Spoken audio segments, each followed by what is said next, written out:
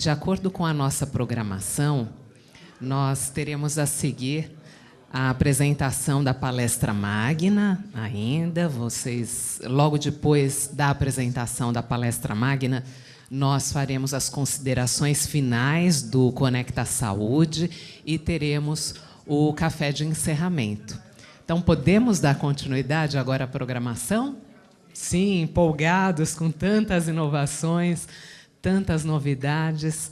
É isso mesmo, a ideia é essa. Ao final, nós teremos aqui as considerações e, com certeza, vamos levar aqui muitos ensinamentos. Então, nós vamos dar continuidade agora com a palestra magna e para falar sobre o panorama político do Brasil e perspectivas, nós convidamos o jornalista da revista Veja e apresentador do programa Roda Viva da TV Cultura. Vamos receber Augusto Nunes. Muito obrigado, é um prazer estar aqui com vocês, porque os jornalistas eles não entendem de vários assuntos. Então, eu gostaria de ter passado mais tempo para aprender aqui. Infelizmente, não pude chegar mais cedo, por problemas profissionais, mas pretendo continuar em contato com vocês. Muito obrigado pelo convite, que me foi feito pelo pessoal que organizou, né, o Conecta Saúde.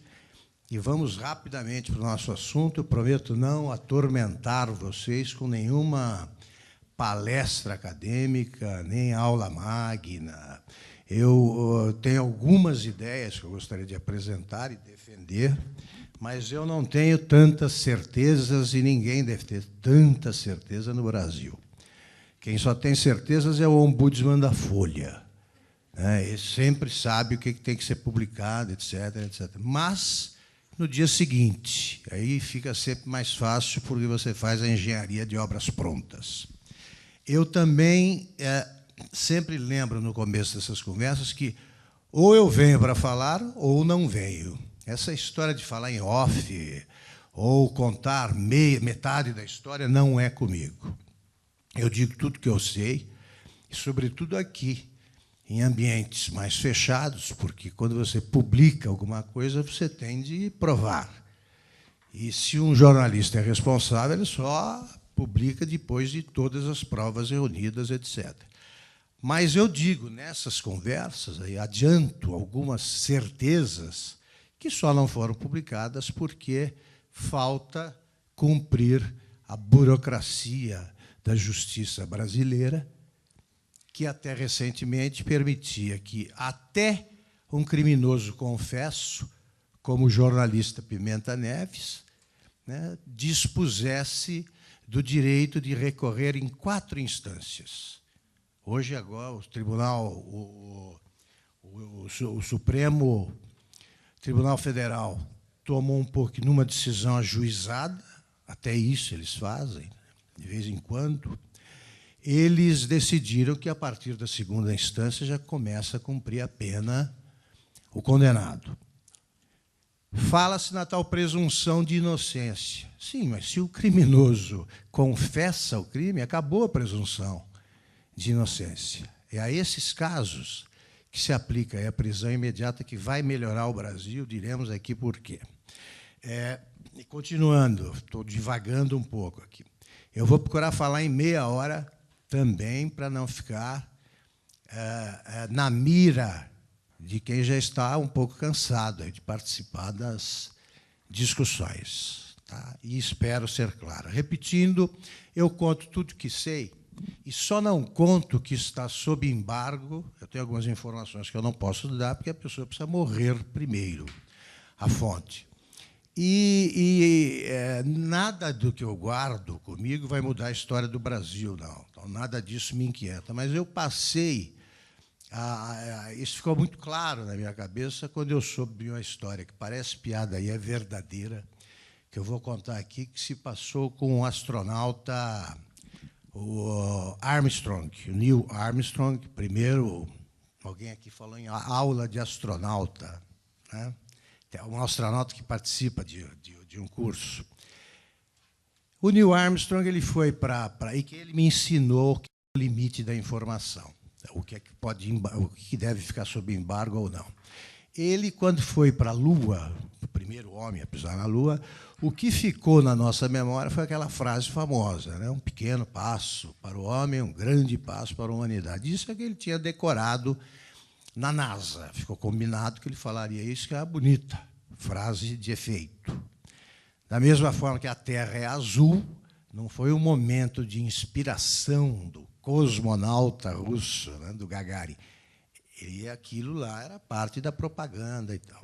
O bom mesmo das declarações do Armstrong foram as declarações que ele fez espontaneamente, porque aqui no Brasil a televisão ainda estava engatinhando e foi registrada a chegada do homem à Lua, houve aquela declaração e saímos do ar. Mas a televisão americana continuou transmitindo o falatório um tanto delirante do nosso Neil Armstrong. Eu não sei se esse delírio se deve ao fato de ter ido à Lua ou por ter ido à Lua. Eu não sei se alguém enlouquece por ter chegado lá ou por ter topado a viagem até a Lua, né? Isso jamais se saberá. Mas ele começou com aquela coisa americana. Mandou um alô para a mulher, para os filhos, para as tias, para o cachorro, o vizinho, etc. E tal. E, a certa altura, ele disse assim, good luck, Mr. Gorsky. E ninguém entendeu bem o que era aquilo, né? Boa sorte, Mr. Gorsky. Quando ele voltou, os jornalistas perguntaram, quem é o Mr. Gorsky? Ele falou, não posso falar. Por enquanto, eu não posso. Aí tá.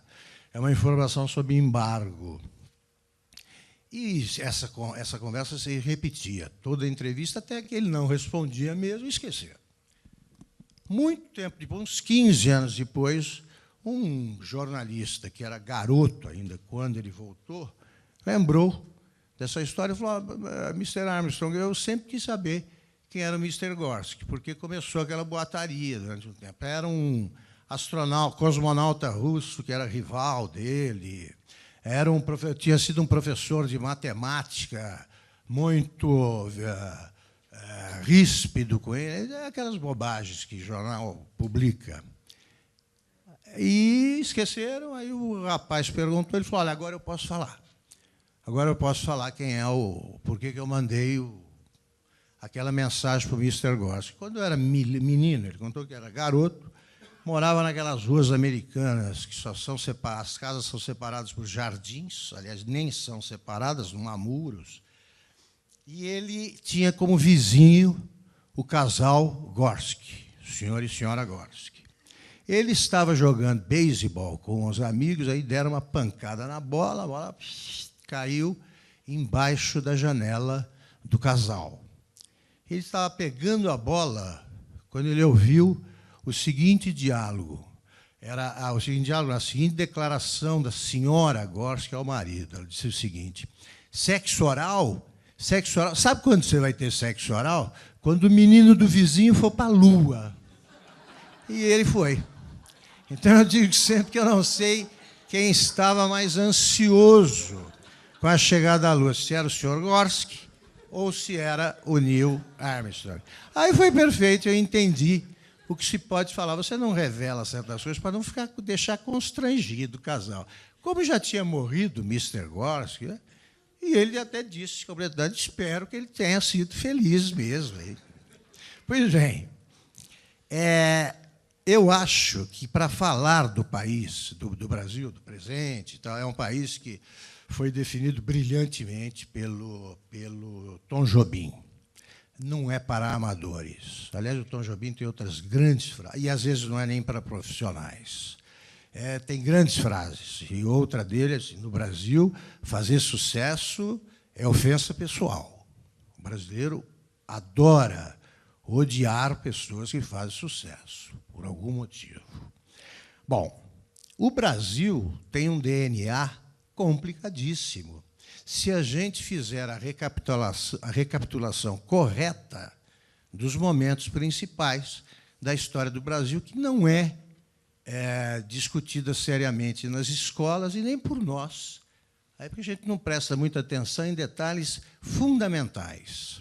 Por exemplo, o Eduardo Bueno, Peninha, revelou num livro dele, que conta a história lá dos degredados, São detalhes fascinantes. Os degredados, vocês imaginem o que era um degredado em 1500.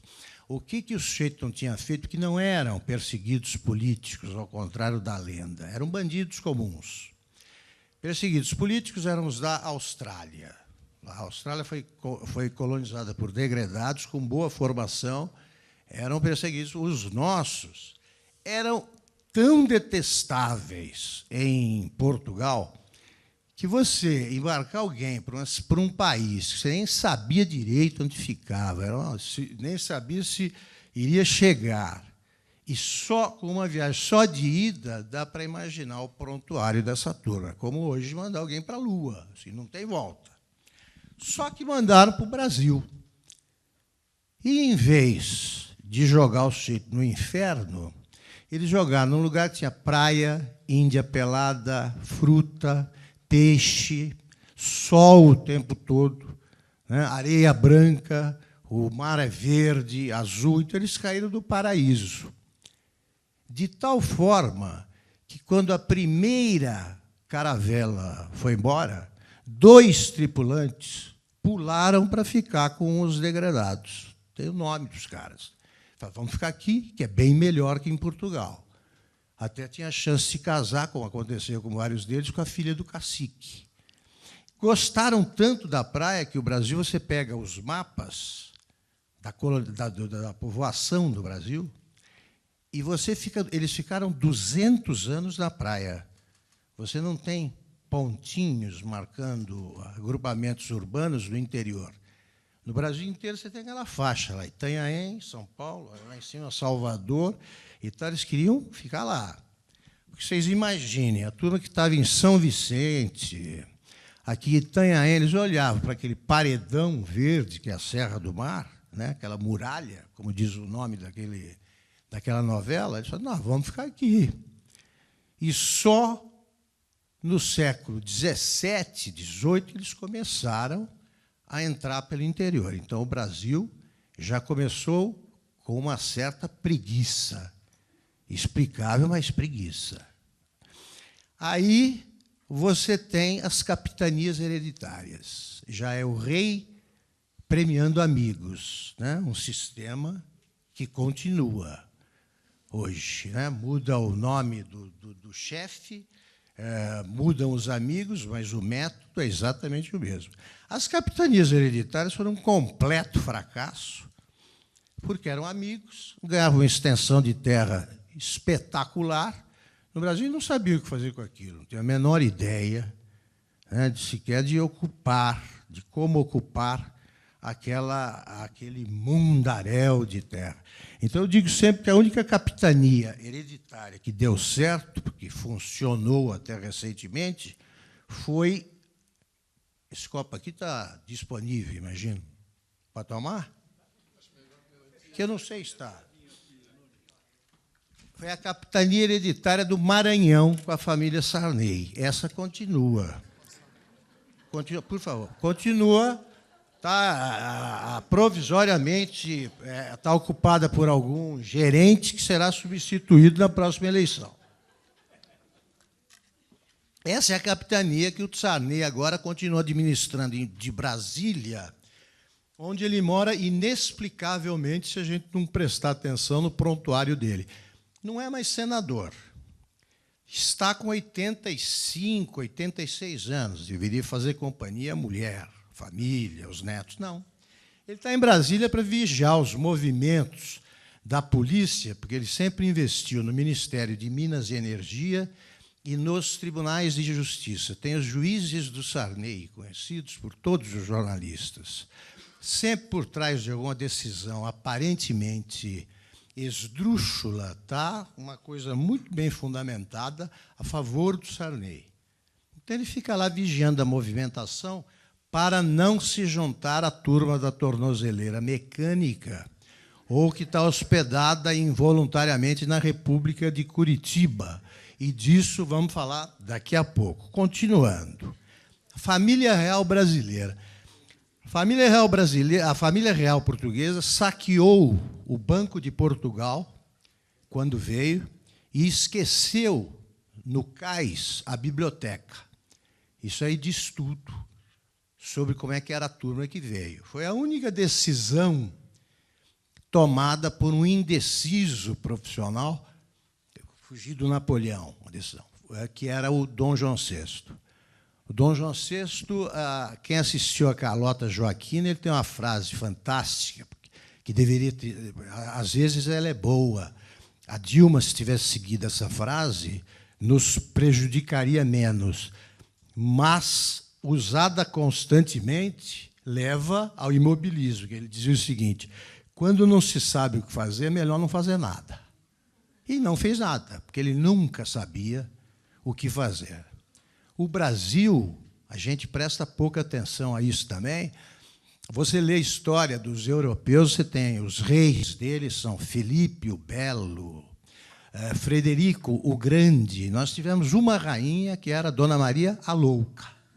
Não há precedentes, não há similares em lugar nenhum. Tanto assim, fez tanto sentido isso aí que, muitos anos depois, um marqueteiro, hoje, usando como adorno na perna uma tornozeleira mecânica, que é o João Santana, disse não, que a Dilma Rousseff ela ocupava, palavras dele, no imaginário do brasileiro, a figura da rainha. E aí eu escrevi, faz sentido.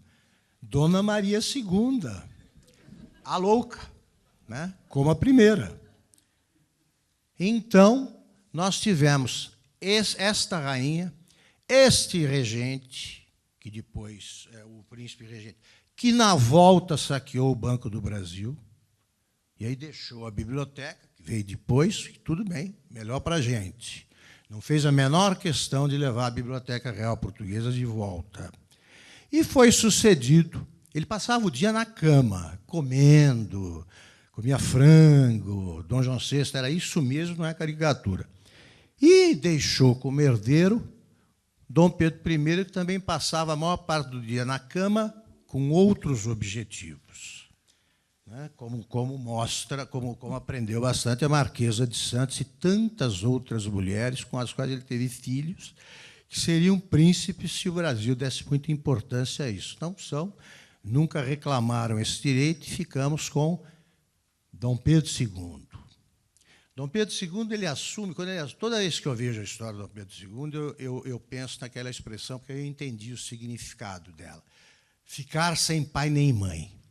Esse ficou. Dom Pedro II ele foi abandonado, ele não tinha mãe, ficou sem o pai com 5 anos de idade, cercado pela corte brasileira. Vocês imaginem, vendo o que fazem os ministros hoje, o que não faziam na época, os regentes, os preceptores, os professores. Imagina, o moleque tinha 5 anos, assumiu com 15, não entendeu por que virou rei, nem por que deixou de ser, porque 50 anos mais tarde ele foi derrubado por um general que não era republicano.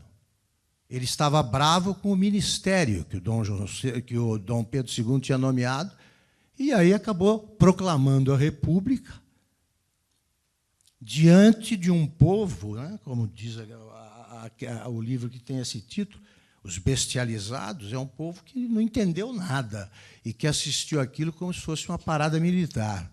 O movimento republicano era fraquíssimo, não tinha nem bandeira. A bandeira foi confeccionada, os caras falam disso como uma coisa romântica, a família do Benjamin Constant, um movimento que não tem nem bandeira, nem símbolo, não vai longe em lugar nenhum. No Brasil, proclamou a República. E aí começa a história da República, ela é tão enlouquecida como a do Império, né? Ela não é lógica. O primeiro presidente já foi substituído. Então, o Brasil ainda não aprendeu, apesar dos exemplos, que aqui os vices governam. Eles assumem e governam. Estamos agora com um vice na presidência. Ninguém deveria se espantar com isso, se nasceu no país que teve como no governo Floriano Peixoto, Nilo Peçanha, Delfim Moreira, Café Filho, Carlos Luz, Nereu Ramos, Jango, Sarney, Itamar e agora Michel Temer.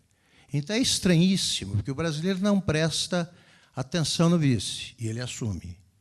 E alguns fazem coisas boas. No Itamar veio o Plano Real. Outros fazem, por exemplo, o que fez o Delfim Moreira. Nada. Toda vez que eu escrevo isso, algum bisneto dele me processa, porque eu conto a verdade. O Delfim Moreira, para quem não sabe, ele teve senilidade precoce. Vocês aqui sabem o que é. Então, ele ficou com menos de 60 anos, se não me engano, tinha morrido, ele era vice do Rodrigues Alves, que morreu antes de assumir. Até que fizessem a eleição que colocou no governo Epitácio Pessoa, ele ficou lá, despachando quase um ano e babando, não sabia o que falava. Entrava o ministro da Justiça, fingia que conversava com ele e dava ordens e tal. Eu acho até que, nessa época, o Brasil foi bem, porque quanto menos governo, maior é o desenvolvimento, né? Como disse todo mundo, é que o Brasil, se não houvesse noite e o governo não dormisse, aí sim nós viveríamos o que é atraso e subdesenvolvimento. O governo dorme, a gente consegue fazer alguma coisa de correto. Essa história dos vices que governam é que leva a essa maluquice aí do PT, expulso do poder em boa hora, acusar os que tiveram o bom senso de afastar do governo, não uma presidente da República e seu ministério, mas uma quadrilha, porque é disso que se trata. Foi afastado o maior esquema corrupto de todos os tempos, e vamos falar disso. Nós, porque eu sou um jornalista, fui um jornalista declaradamente de oposição, tanto que entrei naquela lista dos 9 que não poderiam exercer a profissão, eles fizeram o possível para que a gente não continuasse trabalhando. Eles nos acusam dos erros do governo Temer. O Temer é vice deles. O Temer foi 2 vezes eleito vice da Dilma. Ele é uma coisa da Dilma. Nós estamos convivendo com o Temer porque é o que a Constituição determina. Agora, o Temer, para o bem e para o mal, foi deixado por eles, pelo voto deles. Segundo a Constituição, estende-se ao vice a votação do titular. Ele teve 54 milhões de votos. Ponto. A Dilma Rousseff, eu convivo com o presidente, eu não sou tão antigo assim, mas eu conheci o Jânio Quadros, menino, porque meu pai era prefeito e janista, e depois tornei a conviver com o Jânio, já ex-presidente da República, como jornalista.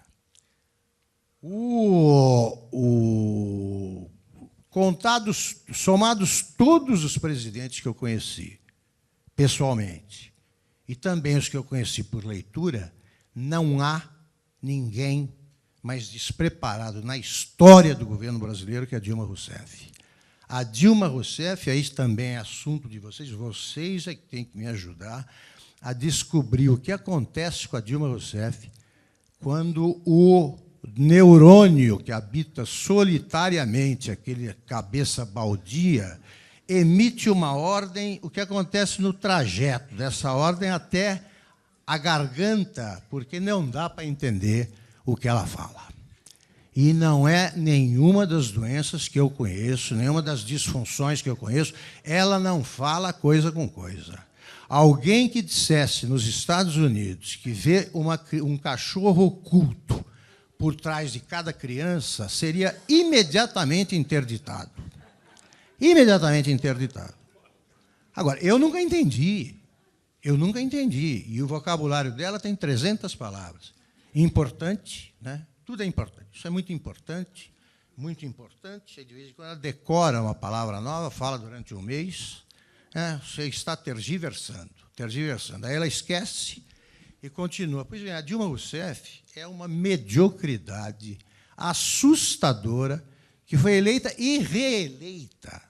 e reeleita. É isso aí que me espanta, mas essa ainda é a fase das más notícias, porque temos boas também. Agora, quanto a Dilma, a única coisa em favor disso que se pode dizer é que ela faz parte da regra. O Brasil é especialista em eleger malucos. O Lula, ele é da turma aí do Jânio, do Figueiredo, do Delfim Moreira, dessa turma toda. São meio doidos os presidentes. O Collor. O ponto fora da curva é o Fernando Henrique Cardoso. É a eleição dele que eu não entendo.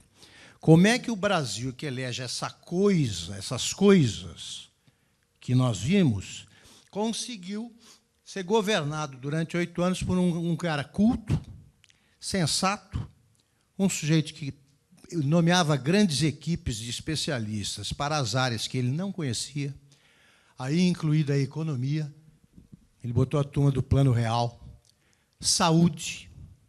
O José Serra foi um ministro que fez coisas, né, cometeu erros aqui, mas José Serra chamou gente que sabia, ele não é da área, etc., quando não.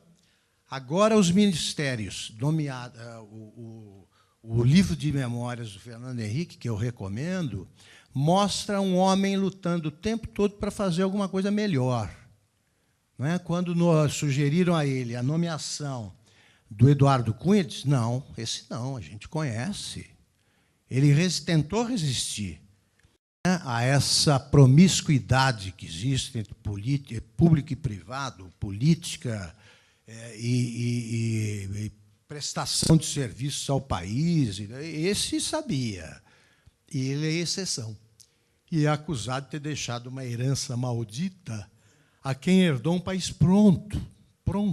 O Brasil estava pronto para começar, para avançar. Imagina, deveríamos ter privatizado a Petrobras. A Petrobras, a acusação de que ele pretendia privatizar a Petrobras derrotou o Alckmin, derrotou o Serra, e foi usada até na eleição de 2014, quando já estava rolando a investigação que devassaria o Petrolão.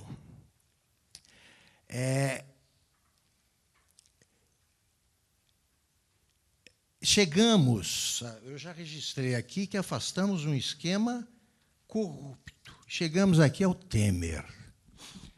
O Temer tem 3 possibilidades, tem três caminhos que ele pode percorrer. Um é não completar o mandato, se por acaso ficar comprovado o uso de dinheiro sujo na campanha agora.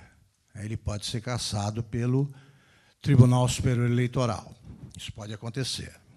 Não é o que o Supremo deseja. Eles acham que isso tumultua o quadro político, mas essa realidade pode se impor se forem reunidas provas suficientes. Ele pode terminar como um Sarney, com nenhum candidato querendo o apoio dele, depois de ter feito um governo medíocre ou péssimo, e pode entrar para a história. Ele pode entrar para a história se ele se conectar com o Brasil que começou a ser concebido em 2013, naquelas manifestações, e está em trabalhos de parto graças à Operação Lava Jato. Em 2013, aconteceu um negócio muito importante, porque como ninguém entendeu bem o que queriam as multidões de 2013, porque não havia palavras de ordem definidas. Né? Mas era aquele colosso de gente na rua, mas o que eles querem? O que ficou claro é que eles não queriam mais o Brasil de hoje, esse que está em mutação. E não queriam mais porque eles não querem mais saber da velha política, eles não querem mais saber dessa conversa fiada, desse Congresso que nós temos, que é um Congresso que, se você gritar "olha o rapa", como nas crônicas do Nelson Rodrigues, eles saem desabalada a carreira, né, que são meliantes que estão no comando disso. Isso é que o povo não queria. Essas manifestações, ou a maior parte expressiva, mais que expressiva, dos manifestantes foram definindo um rumo que é: este governo não, chega de corrupção e chega de crise, porque a crise é nossa, não tem nada de crise internacional, não. Conversa fiada, como vocês sabem, ela foi produzida aqui e é aqui que vai encontrar a cura, a crise econômica e a crise política também. Ao afastar, ao decidir que este governo não podia ficar, o que aconteceu? Foi o povo, e não o Eduardo Cunha, que afastou a Dilma. Foi a insatisfação popular a insatisfação popular traduzida em manifestações gigantescas sem líderes, porque nenhum partido está identificado com a vontade brasileira hoje. O próprio povo não sabe traduzir direito o que quer, mas sabe o que não quer. E isso ficou claríssimo primeiro, no apoio colossal, explícito à Operação Lava Jato. Segundo, na transformação em heróis de juízes que se limitam a cumprir o seu dever, como diz o próprio Sérgio Moro. Terceiro, nas eleições, numa das eleições mais significativas e pedagógicas que eu vi na minha vida, que foi esta eleição, aspas, municipal, porque essa mostrou o que é o quadro federal. O PT foi dizimado.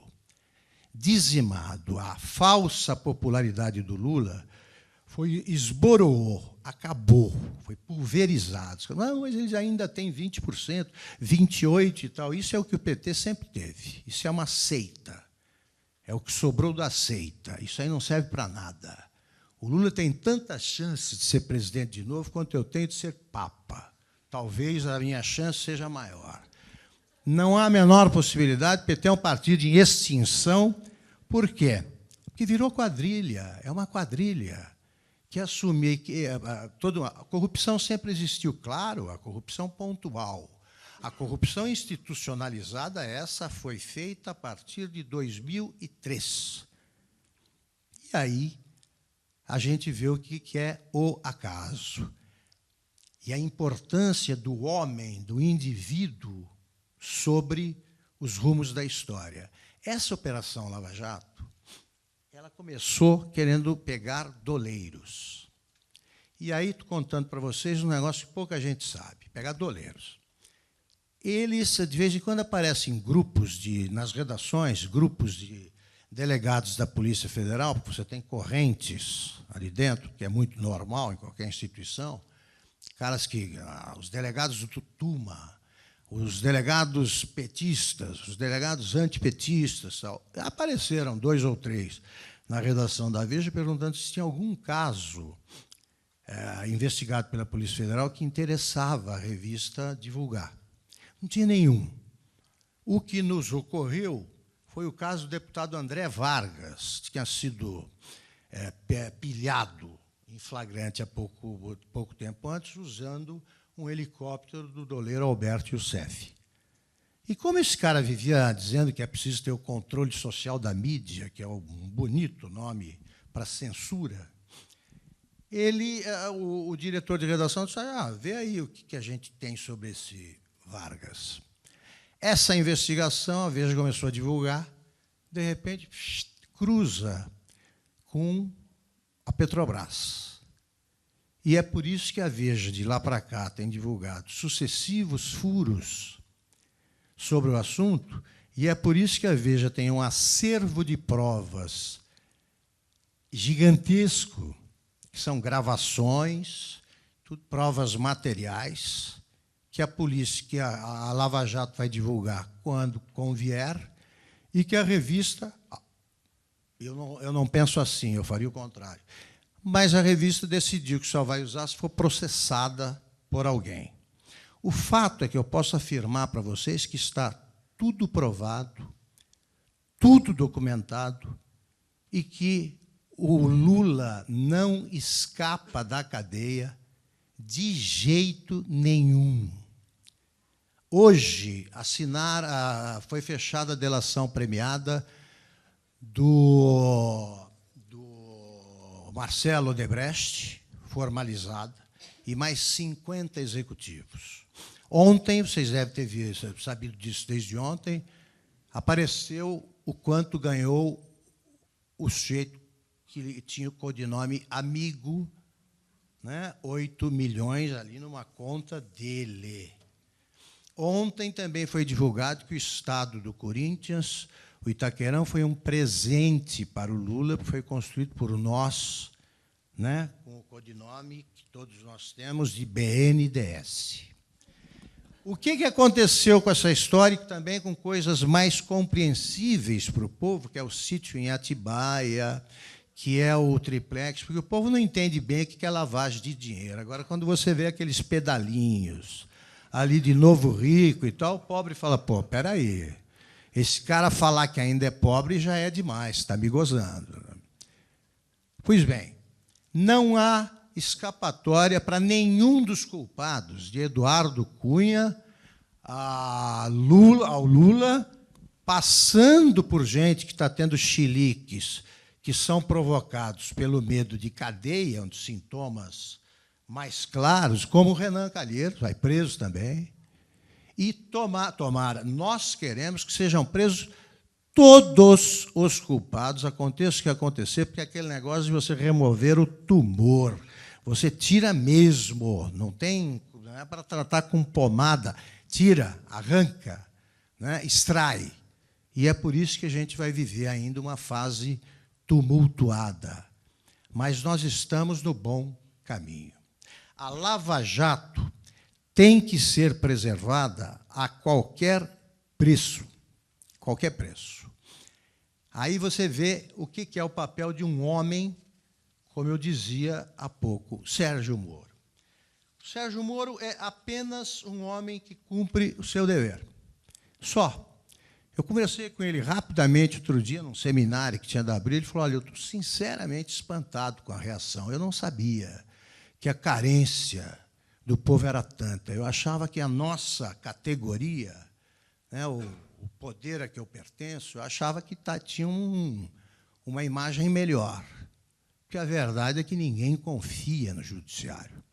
Só que agora você tem, e aí você vê com a nossa sorte também, é que até o PT é incompetente até na ladroagem, porque o Lula recorre à ONU contra um homem, o juiz Sérgio Moro, que já se multiplicou em vários Moros, né?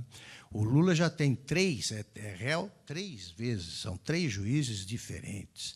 E o que vocês... Isso eu tenho acompanhado, porque eu tenho sobrinhos que fazem direito, tenho irmãos, professores de direito. Na faculdade, a turma que antigamente queria ser o Nelson Hungria, agora quer ser o Sérgio Moro, porque sabe que fica popular. A vaidade é uma componente humana que não deve ser desprezada. Então, não adianta mais. O brasileiro fez 2 descobertas nesse ano. Todo mundo pode ser preso. E, segunda e mais importante, é nosso o dinheiro que eles estão gastando. O brasileiro está descobrindo o que vocês aqui já sabem há muito tempo, que o governo não é uma entidade lucrativa, tá? Que o governo não ganha dinheiro. Quem ganha dinheiro são vocês, são os empresários. Ganham e perdem. Né? E com esse governo, sobretudo, perdem. Porque ser empreendedor no Brasil é muito complicado, porque o governo, historicamente, é contra o empreendedor. O Barão de Mauá foi à falência, porque era ousado demais, porque fazia. O Percival Falcoar, que fez a Madeira Mamoré, fez Estradas do Sul, também teve de se retirar do Brasil. Com quase 100 anos, ele disse num livro, que pena, eu continuo acreditando naquele país. Ele conseguiu fazer coisas incríveis em Cuba, países da América Central. Aqui, foi perseguido por políticos. E a crise do Estado brasileiro a crise que nós vivemos, a pior, é a crise do Estado brasileiro, que é determinada pelo gigantismo do Estado, A crise do Estado brasileiro é determinada pelos privilégios, a crise da Previdência é determinada pelos privilégios do funcionalismo público, e o governo interfere em tudo, transforma o Brasil no país mais complicado para se investir, um dos mais complicados do mundo, para investidores, e só atrapalha e gasta demais, e nós pagamos a conta. O governo, quando aumenta a taxa, quando diminui a taxa de desemprego, o governo sai dizendo por aí que é ele que emprega. Quando a taxa de desemprego aumenta, são os empresários que demitem. Então, o que é que tem de fazer? Gente como vocês, que fazem, tem que tratar o governo com mais altivez. Eles são servidores do país e têm de nos servir. Nós estamos cobrindo déficits explícitos ou mascarados sem parar há quantos anos? E até quando vai isso? Até quando o Brasil vai ser o único país do mundo onde existe a profissão de despachante? E você precisa de um despachante para conseguir coisas que na Inglaterra você consegue sem sair de casa. Então, é governo, autoridade, governo, fisco, impostos, etc., etc. Aí não dá. Então, não são os setores que estão em crise. Uns têm mais dificuldades que os outros. Quem está em crise é o Estado brasileiro. É ele que precisa ser diminuído e ele tem de estar a nosso serviço. Eu aqui, sem parecer delinquente, eu não consigo ter raiva de quem sonega impostos e de quem escapa do fisco porque ele está se livrando de um ladrão. Não tem nada de volta. Não volta nada. Porque nos Estados Unidos nem artista de cinema escapa. Porque ali é coisa séria. Esse dinheiro é usado para benefícios sociais. Aqui, no Brasil, isso é uma piada. E aí eles vêm com essas coisas. Aí, como é que vamos resolver o problema da medicina? Médicos cubanos em regime de trabalho escravo. É isso que eles fazem. Volta a CPMF, que nunca foi usada para negócio de saúde. Aí, problemas da saúde. A culpa é do setor privado. O governo é um espetáculo, o ministro é um espetáculo, etc., etc. Eu acho que o brasileiro, tem de mostrar agora o que começou a ficar claro nessa eleição e no apoio à Lava Jato. O país é nosso, nós pagamos a conta e, portanto, nós é que temos de conduzi-lo. O Brasil, como todos os países, será o que nós quisermos. Eu acho que 2016, por tudo isso, foi um bom ano. Então, hoje, para encerrar, vocês me desculpem se eu me alonguei muito, mas eu gosto de conversar com pessoas aí como vocês. Hoje nós tivemos uma notícia triste, que é a morte do Carlos Alberto Torres, o nosso capitão de 1970, mas também tivemos a boa notícia da delação premiada, que, aliás, é uma expressão que não existe, é colaboração premiada da Odebrecht. Daqui a pouco virá do Palocci, eles chegam valentes a Curitiba, mas cadeia ensina. Então, nós temos a morte, no mesmo dia, a morte de um jogador de futebol, já eternizado na memória do Brasil, que mostrou, ele é o símbolo, como os outros jogadores, ele é o símbolo de como o Brasil pode dar certo se colocar cada pessoa no lugar certo para fazer o serviço que deve ser feito. Foi isso a seleção de 1970. Todos os jogadores do ataque jogavam em posições diferentes. No entanto, você manda o Jairzinho para a ponta direita, ele sabe o que fazer, Rivelino vai para a ponta esquerda, sabe o que fazer, o Tostão joga de centroavante, o Gerson se entende ali, e o Pelé é o Pelé. Não preciso dizer mais nada, ele fez o que sempre fez.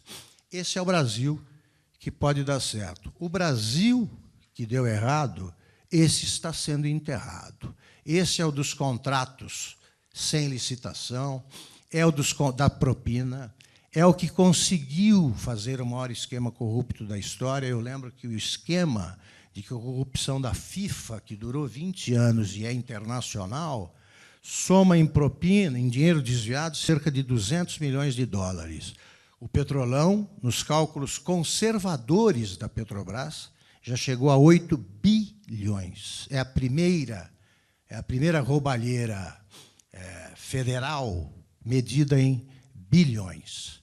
Este país, também, no momento em que você vê que estão na cadeia, ou usam tornozeleira eletrônica, ou saíram da cadeia, ou cumpriram pena, um ministro da Fazenda, um chefe da Casa Civil, 3 tesoureiros do PT, um ex-presidente da Câmara, daqui a pouco um ex-presidente do Senado, o ex-líder do governo do Senado, todos os grandes empreiteiros do país, um dos maiores empreiteiros do mundo, aí também nós começamos a perceber que, enquanto quem morreu jamais será enterrado, esse país que agoniza faz tempo vem sendo enterrado diariamente e não vai ressuscitar.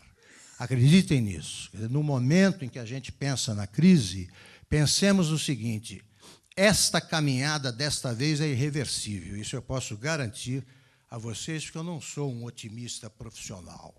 Eu procuro ser bem realista, mas é evidente que o Brasil começou a aprender.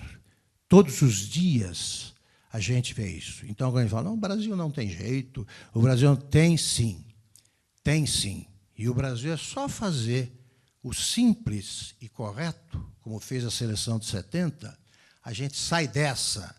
Já sobrevivemos a tanta coisa, sobreviveremos a isso, só que desta vez a gente vai sair mudando. E o rosto do país vai ser muito mais agradável do que este que somos obrigados a contemplar há tanto tempo. Muito obrigado.